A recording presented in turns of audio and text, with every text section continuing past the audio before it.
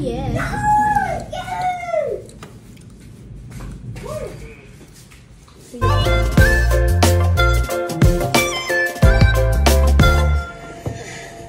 Good afternoon everyone. Ngayong araw na ito, ang mga dalaga naming tatlo ay gustong kumain ng gimbap daw.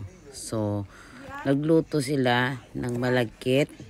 Prepare na nila yung gusto nilang ingredients nilalagay sa kanilang gimbap. At ito na, naghihiwa na rin sila ng carrots dahil gustong-gusto talaga nilang makatikim.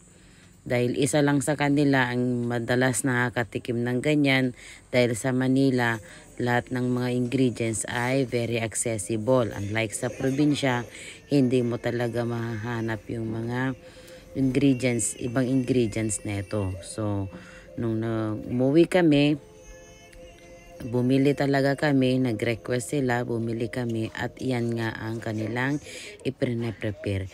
Hinahayaan ko lang silang gawin yung kung ano yung paraan na gusto nila para naman matuto silang magluto. Kasi sa edad nila, kailangan na rin nilang matuto na gumawa or matuto ng gawaing bahay. So, mga bata natin, hindi natin kailangan silang i-spoiled.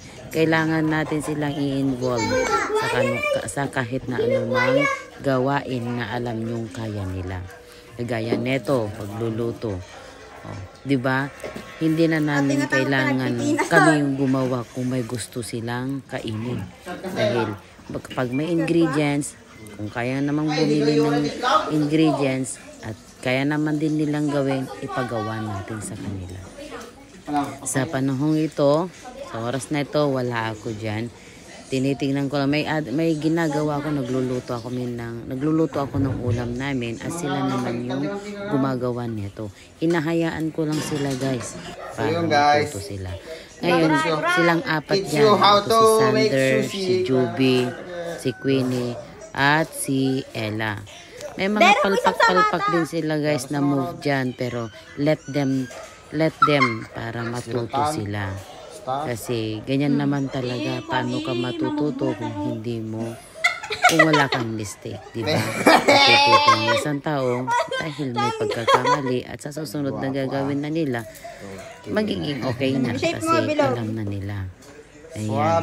So, si Sander, pagkatapos ng nagawang lahat, pagkatapos nilang nabalot lahat at nagawang lahat, umuwi na siya sa Kabatakan kasi kailangan niya ng umuwi, may pasok na kinabukasan.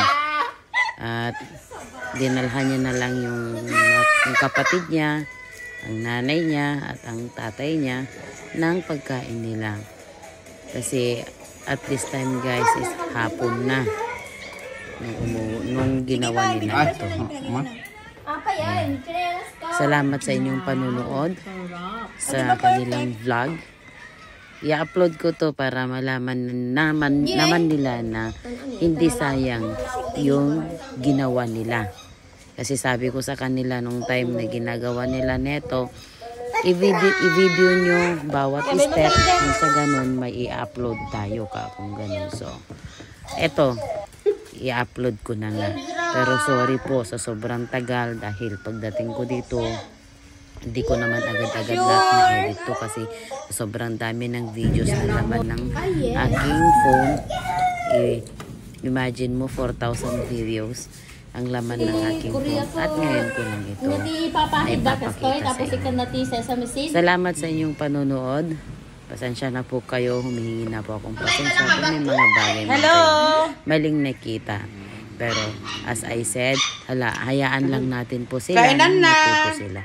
Anyway, malinis naman po ang mga kamay nila nung ginawa nila ito. At kinain din po namin lahat. Wala nang chopstick.